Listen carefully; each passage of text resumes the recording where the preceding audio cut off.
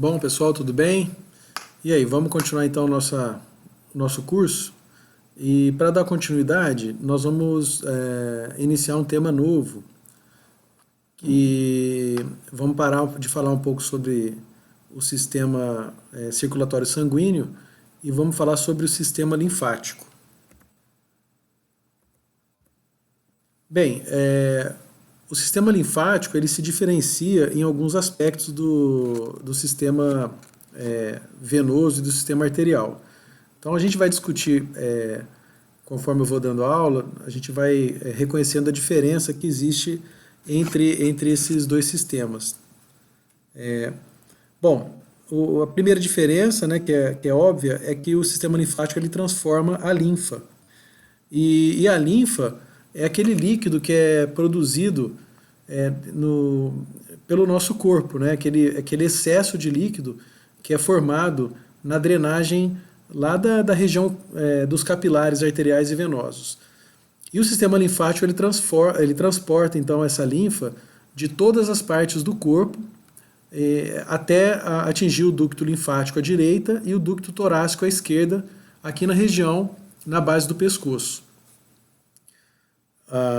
O sistema linfático ele recolhe esses líquidos e ele retorna o líquido de volta para a corrente sanguínea, através das anastomoses que o ducto linfático e o ducto torácico fazem com o sistema venoso. Apesar de várias diferenças, existem algumas semelhanças em relação ao sistema circulatório sanguíneo, especialmente o sistema venoso. Os vasos linfáticos eles também apresentam válvulas no seu trajeto.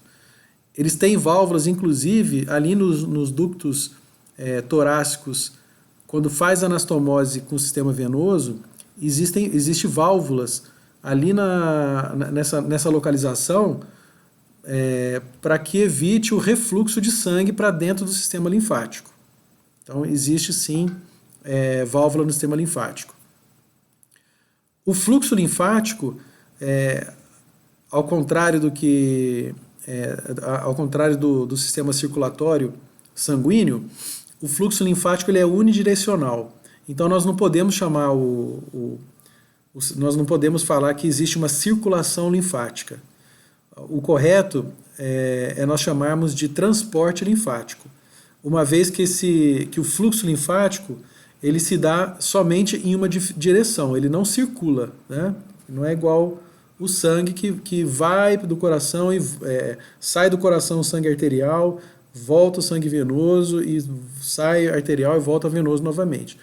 O sistema linfático ele sai da circulação ali ao nível capilar, e ele vai somente na direção do sistema venoso e volta para o sistema venoso novamente. Essa ilustração é um exemplo de como é feita então a circulação sanguínea e o transporte linfático da periferia em direção à circulação sanguínea.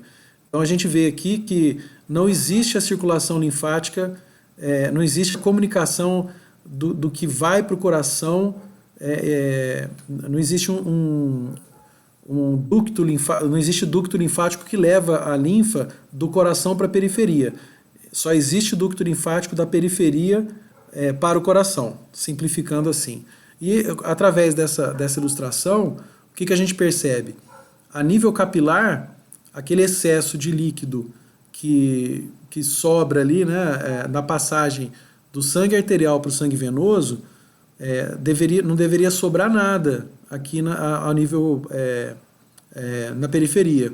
Porém, quando existe um excesso, esse excesso de líquido, de proteínas, de substâncias que ficam no espaço intersticial, é recolhido pelo sistema linfático, e aí o sistema linfático, então, acaba drenando para o ducto torácico e na região cervical. Essa primeira ilustração mostra a íntima relação dos capilares linfáticos com os capilares arteriovenosos, né, nas extremidades. E aí depois os capilares, os vasos linfáticos, eles acompanham as veias e eles recebem os nomes dos segmentos venosos em que eles estão intimamente relacionados. Essa outra figura mostra então o sistema linfático dos membros inferiores, membros superiores, região craniana, cervical, região abdominal e torácica, e todos esses sistemas linfáticos drenam aqui para a região cervical, para o ducto torácico, para o ducto linfático direito e para o ducto torácico aqui à esquerda.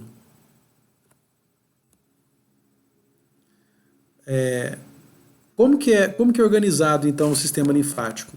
Os vasos linfáticos eles chegam sempre em direção a um linfonodo. Esse linfonodo ele parece um feijão. Ele tem uma parte convexa, que é essa parte superior aqui, e uma parte côncava, de onde existe um hilo, né? Na parte côncava existe um hilo, por onde saem geralmente um ducto linfático eferente, que ele é mais calibroso, né? Ele, por ser um número menor do que na região convexa, então chegam vários ductos aferentes e saem menos ductos eferentes. No hilo também é onde se encontra a artéria e veia que vai nutrir esse linfonodo. Dentro do linfonodo existe uma região medular e uma região cortical. No interior dele existem, como nós podemos observar aqui, nódulos linfáticos que estão cheios de linfócitos, e é onde vai acontecer todo o mecanismo de filtração e de defesa aqui que o sistema linfático é responsável. Então, ao longo dos vasos linfáticos, vou voltar aqui, aos longos dos vasos linfáticos existem esses linfonodos, né, que são essas estruturas que mostra essa foto. São estruturas compostas por aglomerado de tecido retículo endotelial, revestido por uma cápsula aqui fibrosa, que organiza essa estrutura, e é responsável pela filtragem de linfa, e responsável também pela resposta imune. A linfa, ela chega, então, nessa parte convexa, onde chegam vários vasos linfáticos aferentes. A linfa, ela penetra aqui na região cortical e medular dos linfonodos, passa pela malha de seios trabeculares, e a linfa, então, ela é filtrada. E essa malha, ela retém bactérias, retém partículas sólidas que podem estar presentes que foram moléculas que foram capturadas pelo sistema linfático, células neoplásicas, restos celulares, né, células mortas, enfim, todo tipo de partícula, de moléculas que de alguma maneira precisam ser filtradas em algum lugar para que esse líquido retorne à circulação sanguínea de maneira purificada. O sistema linfático dos membros superiores e inferiores, eles guardam uma semelhança importante, que é a divisão entre sistema linfático superficial e profundo. Geralmente, assim como no sistema venoso, né, existe essa divisão. Porém, o sistema venoso, se vocês recordam, o sistema venoso profundo, ele consegue absorver uma quantidade muito maior de sangue do que o sistema venoso superficial. No caso do sistema linfático, é o contrário. O sistema linfático superficial, ele é muito mais numeroso, existe muito mais quantidade de vasos linfáticos superficiais do que profundos. Isso faz com que a gente tenha que ter uma atenção especial no caso de procedimentos cirúrgicos, onde você vai abordar locais onde existem linfonodos, e você sabe, se você lesionar esses linfonodos superficiais, muitas vezes você pode comprometer o transporte linfático desse paciente, o paciente ficar com uma sequela, com linfedema. Ok? Bom, a sequência de vasos linfáticos correta é a seguinte. Primeiro, existem os capilares linfáticos. Geralmente, esses capilares linfáticos eles têm um formato chamado de dedos em luva. Né? Ele é uma circulação, nesse ponto ela é aberta. Ela não comunica, não existe uma comunicação lá no capilar. Ele é aberto aqui. Então, esses capilares linfáticos em dedos de luva, eles vão captar, eles vão absorver partículas, né? E essas partículas, então, vão entrar pelos capilares linfáticos. E aí eles passam para um capilar maior, que é chamado de pré-coletor. Depois tem os coletores e os troncos linfáticos. Então, essa é a denominação correta, de acordo com o aumento do calibre das estruturas linfáticas.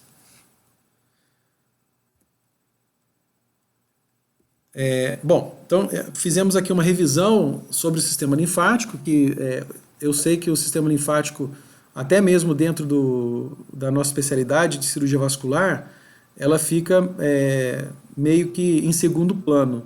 Né? O cirurgião vascular, a maioria, né? Tem gente que tem alguns cirurgiões, tem alguns angiologistas e cirurgiões vasculares que se dedicam exclusivamente ao sistema linfático, mas não é a regra. Né? São exceções. A regra é geralmente o cirurgião vascular ele lida mais com o sistema venoso e com o sistema arterial. E o sistema linfático fica meio que em segundo plano. E na faculdade, durante o curso de medicina, a gente sabe que o sistema linfático também fica em segundo plano.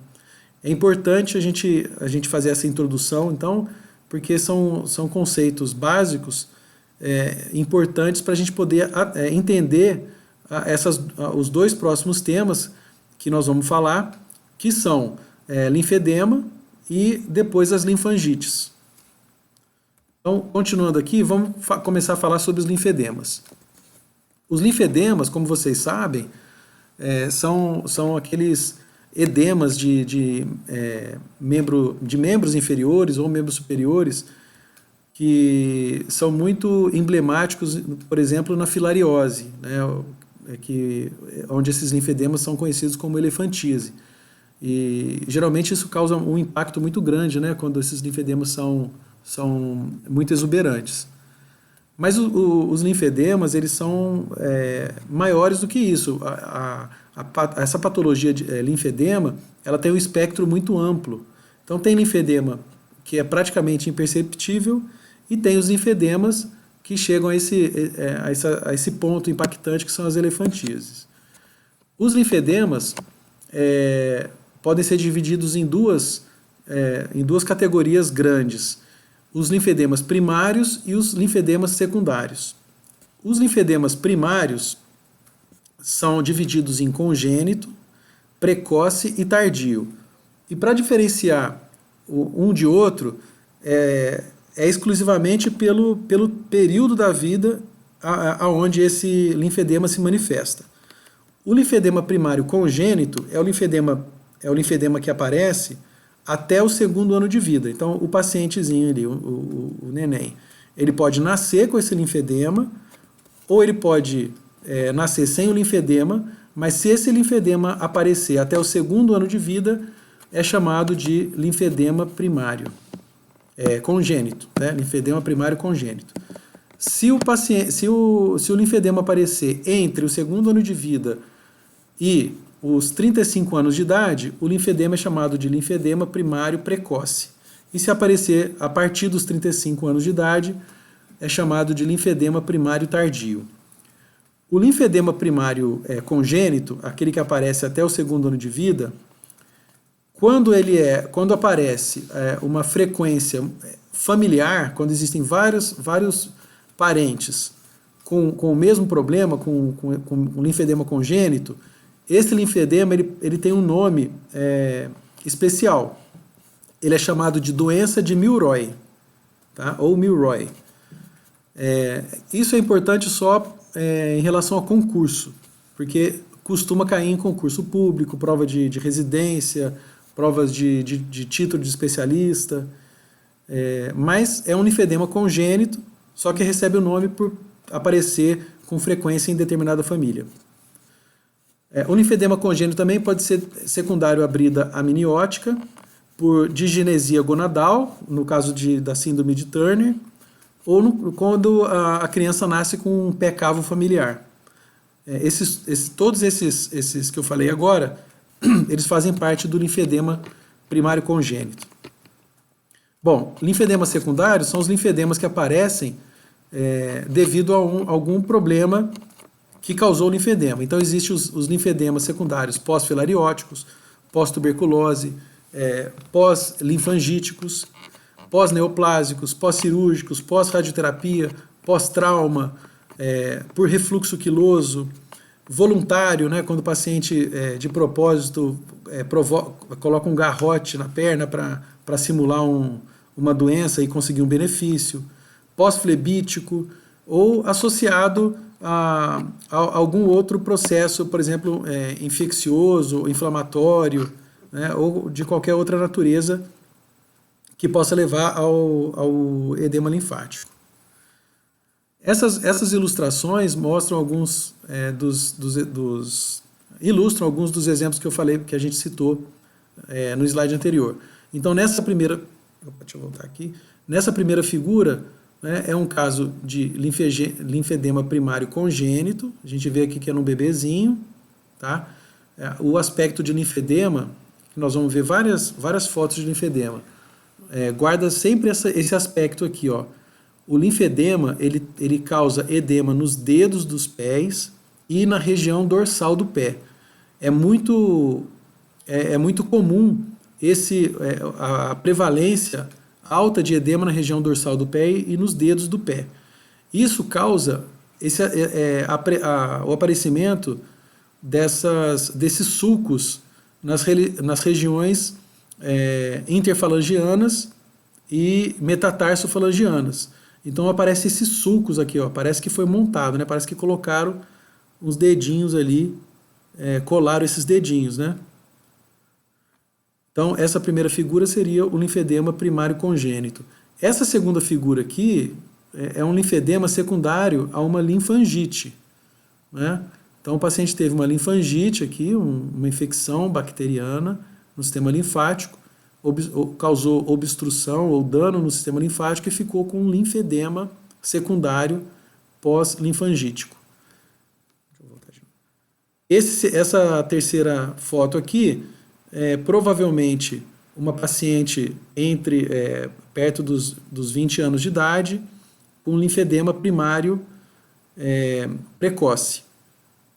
Aqui o exemplo de como que se forma uma brida amniótica, um linfedema por brida, e aqui um exemplo de um pé cavo congênito que também dá esse aspecto aqui de edema na região dorsal do pé. A classificação, toda doença que a gente estudou até hoje tem classificação, né?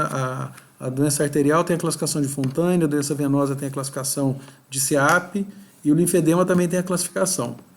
Então, a classificação do linfedema é a classificação de Moulin. A classificação de Moulin ela é dividida em 3 graus. O grau 1 é quando o paciente tem linfedema e ele demora aproximadamente 24 horas, precisa de aproximadamente 24 horas de repouso, não menos, né? Mas não menos de 24 horas, mas também não mais de 48 horas de repouso para melhorar o linfedema. O grau 2 precisa de pelo menos 48 horas de repouso para melhorar o linfedema. O grau 3 não melhora o edema, o paciente pode viver de perna para o ar, que o edema é irreversível. E no grau 3 é onde nós encontramos alterações cutâneas, que nós vamos ver um pouquinho mais na frente, aquelas verrucoses que aparecem na pele. O quadro clínico dos linfedemas. Então, é a presença do edema, que desde o grau 1, ele não regride com menos de 24 horas. Então, qualquer edema que não regride com 24 horas de repouso, a gente tem que pensar em linfedema. Tá? Então, uma das características é um edema que não regride com repouso de 24 horas. Geralmente, ele é unilateral. Ele, quando não tem infecção associada, ele é indolor, ele causa sim um incômodo, né, um peso devido ao aumento do volume, mas ele não causa dor. Pouco depressível, só quando o linfedema ele é um linfedema já mais antigo, com uma evolução de tempo maior. Nos casos onde o linfedema está ainda no estágio inicial, o edema é depressível, sim, nós temos presença de sinal de cacifo, então esse pouco depressível eu mantive porque está no livro assim, no Maffei, mas o pouco depressível quando está já no grau 3, né? No grau 1, no grau 2 tem sinal de cacifo ou sinal de Godet. Sinal de Stemmer, que é a dificuldade de pregueamento da pele dos dedos dos pés. Aparecimento de sulcos na região interfalangianas e metatarsofalangianas, e os dedinhos do pé eles ficam com um aspecto retangular. Tá? Quase sempre o dorso do pé e os dedos são acometidos. Então o linfedema ele tem uma prevalência muito grande de edema na região dorsal do pé. O pé fica igual um capozinho de fusca assim, ó, redondinho, fica até bonitinho o pezinho. Olha só, né, um nenenzinho aqui, ó, fica até bonitinho, a região dorsal toda edemaciada, né? Então, aqui essa primeira ilustração mostrando novamente um linfedema primário congênito, um paciente com, lógico, esse edema aqui, se você fizer uma digitopressão, vai ficar com cacifo enorme, né? Porque o edema numa criança tem pouco tempo de evolução, então tem bastante deslocamento de líquido, não tem alteração cutânea que deixa a pele dura e espessada. Então a gente observaria o cacifo se fizesse uma digitopressão, observa aqui os sulcos metatarsofalangianos e interfalangianos, e um aspecto, aqui ainda não tem muito, mas nessa terceira figura nós vemos aqui um aspecto do dedo já meio retangular. Tá? Essa figura que eu estou assinalando para vocês é a manobra para pesquisa do sinal de Stemmer.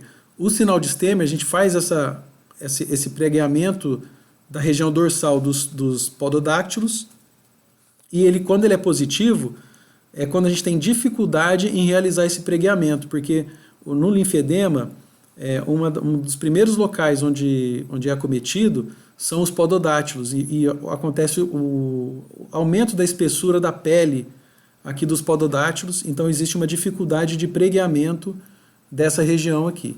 Aqui o sinal de Godet, né, um pé bem característico de linfedema, com o sinal de Godet aqui importante.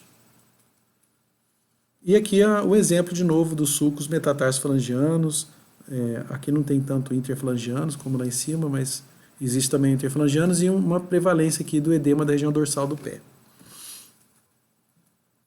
Temos que fazer diagnóstico diferencial com um monte de patologia e um monte de situações, porque edema, vocês sabem que é um sintoma ou um sinal clínico comum a vários tipos de doenças. Então vamos falar algumas delas aqui.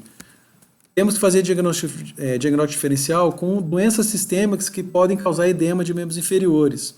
Por exemplo, edema de origem cardíaca, edema de origem renal, edema de origem hepática, edemas nutricionais, né, distúrbios hormonais, edema cíclico idiopático, angioedema hereditário, doenças venosas, malformações vasculares, lipedema, edema postural, quadros psiquiátricos e medicamentos. Eu não vou falar todos porque o edema de origem cardíaca, vocês vão ver em cada uma das cadeiras relacionadas às doenças. Eu vou falar alguns que são mais mais difíceis da gente identificar, então eu acho importante para a gente poder pelo menos saber fazer essa diferenciação. Então, o edema cíclico idiopático. A gente sabe que a mulher, quando ela está no período fértil, pela produção de estrogênio e progesterona, ela pode flutuar durante o período do dia, só durante o dia, aquelas 12 horas do dia, ela pode flutuar um peso de 1,5 kg por dia. E esse 1,5 kg, se a pessoa fica muito tempo com a perna para baixo, vai toda para a perna. Então, a mulher, dependendo da fase do ciclo menstrual, ela fica com edema e aí ela chega no consultório falando que as pernas estão edemaciadas. Tá? Então, existe esse problema do edema cíclico idiopático. E o tratamento é sintomático, através de uso de meia elástica, de drenagem linfática. Não tem muito o que fazer em relação ao edema cíclico idiopático. O angioedema hereditário é um problema de diminuição de complementos séricos, principalmente C1. E é uma resposta, é um estímulo alérgico, né? O paciente entra em contato com alguma substância, desencadeia um processo alérgico no paciente e o paciente faz um edema. Esse edema, o angioedema, é um edema, geralmente, ele dá em surtos, são surtos agudos, abruptos, né? Acontece de uma hora para outra. O linfedema não, o linfedema ele é progressivo, lento, progressivo, né? Enquanto o angioedema ele é bruto, é abrupto, súbito. E está relacionado com o contato com as substâncias que foram a causa do angioedema. E acontece em várias partes do corpo, não acontece só em membro inferior. O angioedema, vocês já devem ter visto, aqueles pacientes que ficam com a boca enorme, assim, ficam com beição, ou ficam com a língua enorme, aquilo lá é o angioedema hereditário. Doença venosa, vocês já estão cansados de saber o aspecto do edema. O edema, a maneira mais fácil de você diferenciar o edema venoso do edema linfático, qual que é?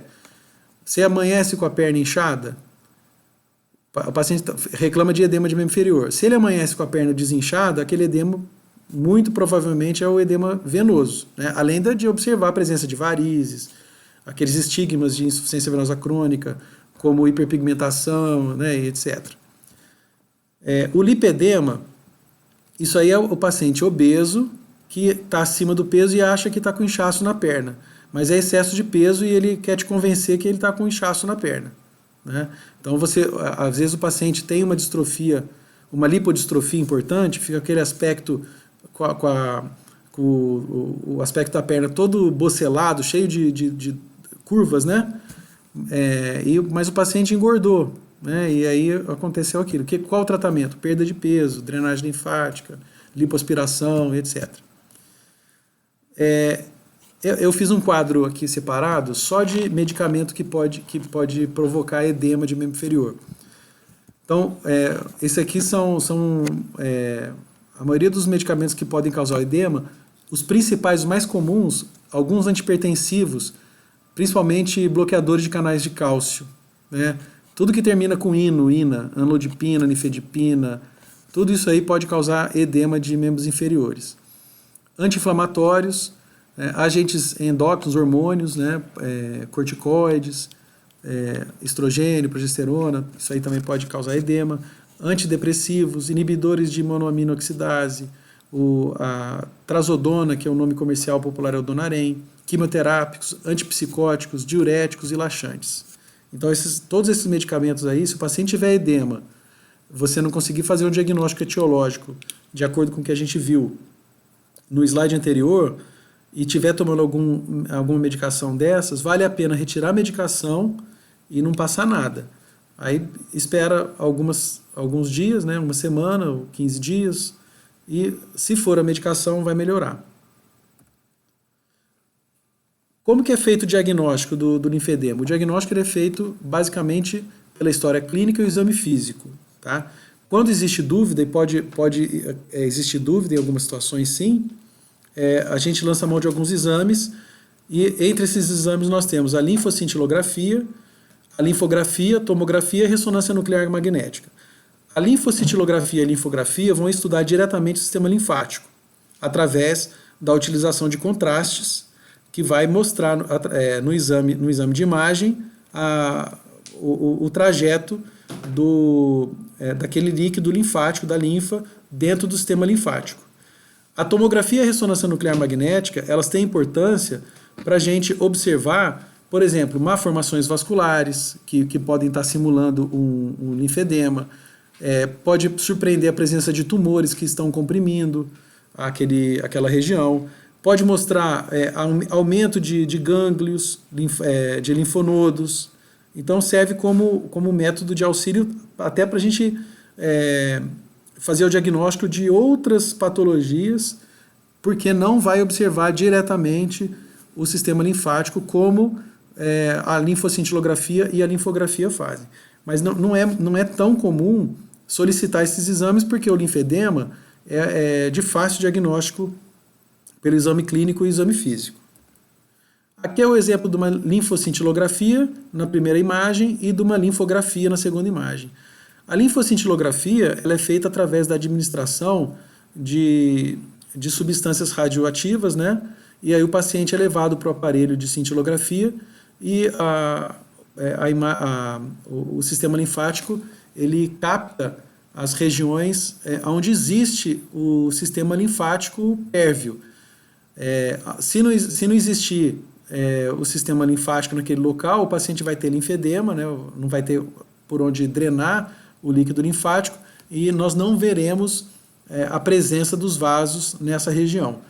A linfografia é como se fosse uma angiografia, é uma cateterização direta de um ducto linfático na região entre os dedos do pé, né? Disseca ali um ducto linfático, cateteriza o ducto linfático e faz um contraste à base de iodo, né?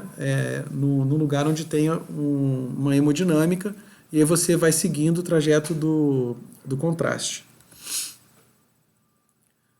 Tomografia e ressonância você já não precisa mostrar, que já é um exame mais conhecido. E o tratamento? Bom, o tratamento do linfedema ele é praticamente clínico. O tratamento cirúrgico de linfedema ele é um tratamento extremamente complexo, com resultados questionáveis, não trazem resultados assim ótimos, surpreendentes. Então, só em caso de deformação que leva uma incapacidade muito grande para aquele membro, uma perda de qualidade de vida muito grande para aquele paciente. Então, assim, a regra mesmo é tratamento clínico, que consiste em, se o paciente for obeso, perder peso, realizar exercícios miolinfocinéticos, que são exercícios específicos para melhorar o retorno linfático. Consiste em solicitar o paciente em fazer exercícios de flexão e extensão do pé, flexão e extensão do joelho, caminhar e de preferência puder fazer flexão e extensão do tornozelo e do joelho na posição deitada, para facilitar a drenagem da linfa.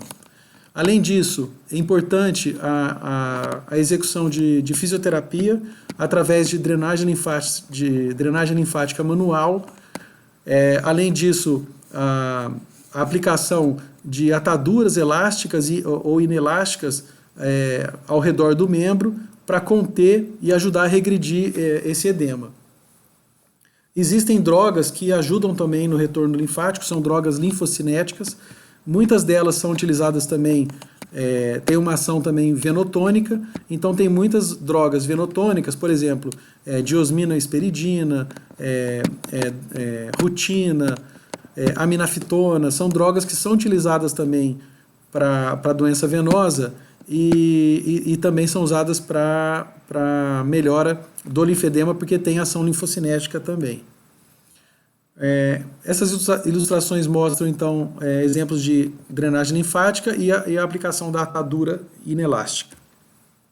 Tratamento cirúrgico. Temos cirurgias extremamente radicais, como essa dermolipectomia, e existem cirurgias muito delicadas, que são anastomoses linfático-venosas, só que são microcirurgias e devem ser realizadas sempre com a utilização de material específico. E eu estou com vontade de espiar aqui. Estou tentando controlar, mas está difícil. Acho que passou. Bom, são anastomoses feitas com o uso de microscópio, né? Então técnicas microcirúrgicas. Não é todo serviço que tem, e como eu falei para vocês, o resultado dessas cirurgias aqui são muito questionáveis, né? essa cirurgia, existe uma taxa muito grande de oclusão dessa anastomose. Essa cirurgia, numa ilustração assim, é bonitinho, mas existe uma incidência muito grande de infecção, de necrose, de retalho cutâneo. Tá? Então, os resultados do tratamento cirúrgico não são muito bons, não. Bom, agora quem quiser pausa um pouquinho o vídeo, toma uma água, né, vai fazer um xixizinho. A gente vai entrar em outro assunto agora, que são as linfangites e erisipelas. Tá? Então, a linfangite é um termo abrangente, né? É um termo que quer dizer inflamação dos vasos linfáticos. E essa inflamação, quando você fala em linfangite, você não está atribuindo nenhum agente etiológico. O paciente pode ter inflamação de vaso linfático por qualquer agente etiológico. Quando a gente fala assim, que o agente etiológico é um streptococcus, aí o paciente tem uma linfangite streptocócica, que é chamada de erisipela. Então, se você falar para um paciente assim, você está com erisipela, você está falando que ele está com streptococcus.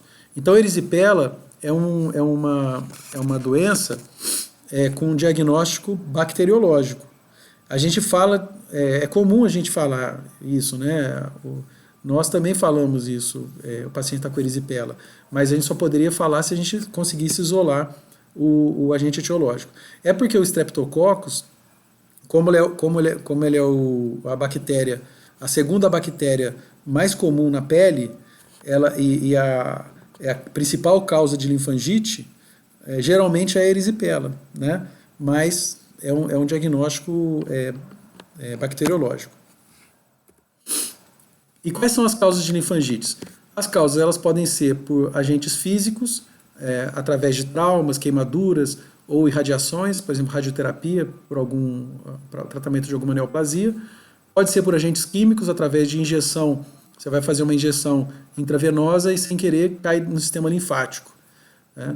Ou então pode ser causada por drogas imunossupressoras, como, por exemplo, quimioterápicos. E pode ser causada por agentes biológicos, como fungos, parasitas, vírus, bactérias. Fungo, nós vamos ver um aí que é o Sporotrix, causa esporotricose. Então tem um slide que eu falo sobre a linfangite fúngica, a esporotricose. O outro é o parasita, que é importante, é a filariose, causa filariose, que é a mais comum, é a mais emblemática, e as linfangites bacterianas. Uma delas é a erisipela.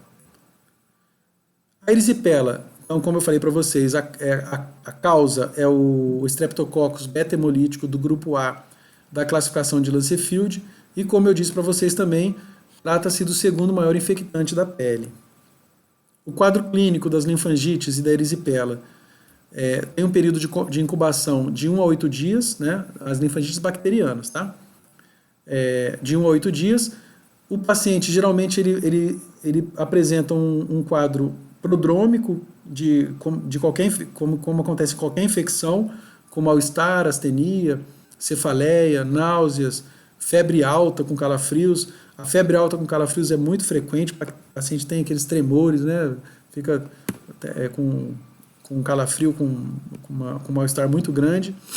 E também apresenta hiperemia, dor e calor no local onde tem a linfangite. Então, se for no membro inferior, você vai ver hiperemia, calor, dor no membro inferior. Mas você pode ter linfangite, erisipela em outros locais também. Nem toda erisipela e linfangite é no membro inferior. Mais comum no membro inferior, mas você pode ter linfangite, erisipela no membro superior.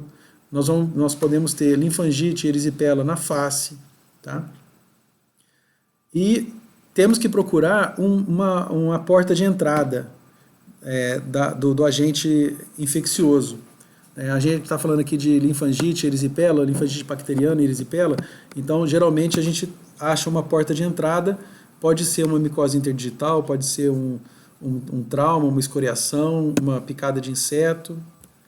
Então aqui a gente está vendo na primeira foto uma micose interdigital, Aqui a gente está vendo aqui um paciente com uma hiperceratose de calcânio. É comum existir umas rachaduras no calcânio. Pacientes obesos, pacientes que usam calçados que ficam em pé durante longos períodos, né? Pacientes que usam aquelas rasteirinhas durante muito tempo, acabam produzindo aqui a formação de calos, de hiperceratose, pode causar rachadura e formar uma porta de entrada, né, do agente infeccioso. E picadas de inseto aqui, inseto pode ser um monte de coisa, borrachudo, carrapato, escorpião, aranha, pode ser porta de entrada e entrar uma bactéria aqui e causar uma linfangite. Aqui são exemplos de como que se apresenta, por exemplo, uma linfangite bacteriana no membro inferior. Então, a gente tem quadros até com poucas alterações, né? Uma hiperemia localizada na região do tornozelo, né? Como nós podemos ter uma área de hiperemia mais avançada, que pode chegar até aqui no terço proximal da perna. Podemos ter erisipelas com formação de bolhas, que são conhecidas como erisipelas bolhosas. Podemos ter erisipelas na face, né, como eu falei para vocês. E podemos ter erisipela também nos membros superiores. Tá? Então, ou linfangite, né? O termo correto são linfangites. O diagnóstico é feito através de anamnese e exame clínico.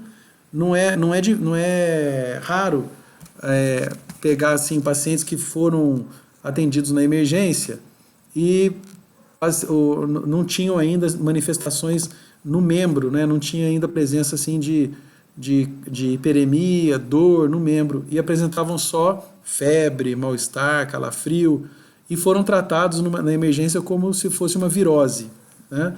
E aí o paciente, depois de 24 horas, aparece uma vermelhidão na perna, ou no braço, ou no lugar que está acometido, e aí abre o quadro clássico de erisipela. Então tem que examinar e tem que pensar no diagnóstico. Se não pensar que pode ser, a gente nunca faz o diagnóstico. Exame de sangue. Não adianta pedir hemocultura, porque a hemocultura geralmente ela vem negativa. O que apresenta é um leucograma com padrão de infecção bacteriana, né, com leucocitose, com desvio para a esquerda, com presença de granulação tóxica, VHS aumentado, quando é um streptococcus, a antistreptolizina O presente, e um PCR também aumentado. O PCR é utilizado mais para fazer o acompanhamento, para ver se o tratamento que você está fazendo está sendo eficaz. E se o PCR não abaixar, ou se estiver demorando muito para abaixar, é um sinal que esse paciente pode ter recidiva da erisipela. Então isso aí você pode ter que usar um antibiótico por um tempo um pouco mais prolongado do que geralmente os 10 dias que a gente passa. Temos que fazer diagnóstico diferencial com trombose venosa profunda. Existe a possibilidade do paciente ter a linfangite associada à trombose venosa profunda. Tá? Então, temos que fazer o diagnóstico diferencial, porque não é muito legal você estar tratando uma erisipela e o paciente sofrer uma embolia pulmonar, né?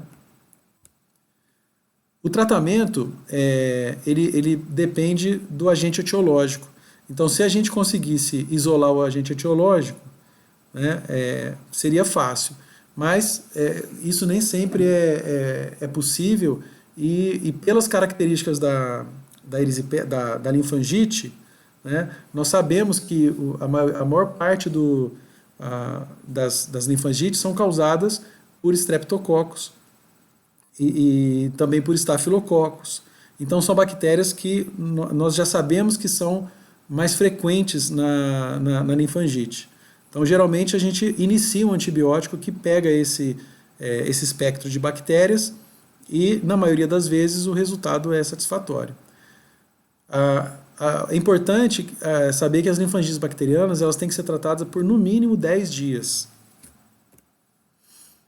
E se o PCR estiver demorando para baixar, ou não tiver baixado, você passa até mais tempo. Tá? O antibiótico de escolha são as penicilinas, né? A penicilina benzatina, ela é feita, a posologia, 1.200.000 unidades IM a cada 5 a 7 dias. Né? A penicilina G-procaína, 400 a 600 unidades IM de 12 em 12 horas. Nos casos graves, quando requer internação hospitalar, os antibióticos são feitos EV, né, intravenoso. O antibiótico de primeira escolha é a penicilina G cristalina, na dose de 2 a 4 milhões de unidades EV de 4 em 4 horas. A segunda opção, a oxacilina, 1 grama de 6 em 6 horas. Pode fazer também a amoxicilina, 2 a 3 gramas por dia. A amoxicilina com clavulanato de potássio e quinolona também, elas são bastante eficazes no tratamento das linfangites. Um estudo comparando uma com a outra mostrou que ambas têm uma eficácia muito boa, chegaram a ter uma eficiência em 70% naquele grupo de pacientes que foram tratados com essas duas medicações, separadas, né? Ou uma ou outra. Uma terceira opção, ou no caso de alergia às penicilinas, seria a utilização de eritromicina ou sulfa. A eritromicina ou sulfa são antibióticos bacteriostáticos, tá? Eles não são bactericidas, são bacteriostáticos. Então nunca deve ser usado em linfangite ou erisipela grave, né? Aquelas que requerem internação não devem ser usados por se tratarem de antibióticos bacteriostáticos.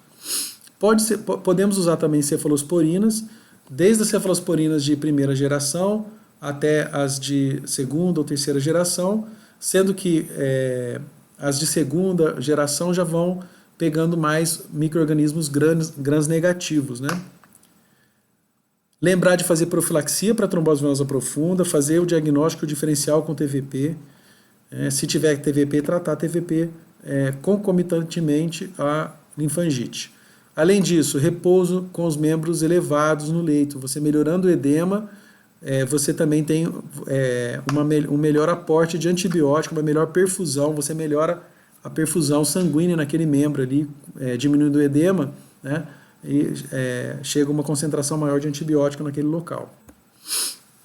As linfangites virais, geralmente a evolução é benigna, é autolimitada, ela dura o tempo que durar a infecção viral no paciente.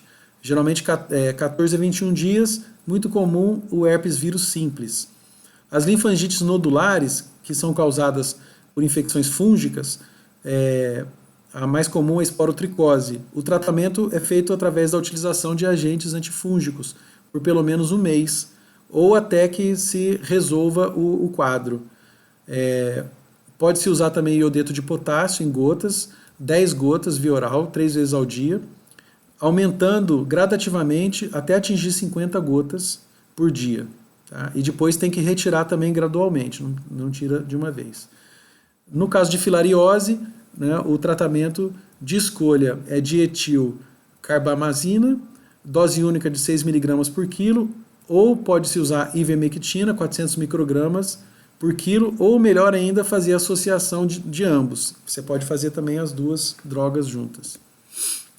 Bem, falei bastante sobre o sistema linfático, né? Lógico que não dá para falar tudo, mas eu acho que eu falei o suficiente. Dá para ter uma boa ideia, bem abrangente, mas também objetiva, né? Das principais doenças do sistema linfático. Espero ter ajudado vocês com essa aula e qualquer dúvida é só me procurar, tá bom? Um abraço para vocês e até breve.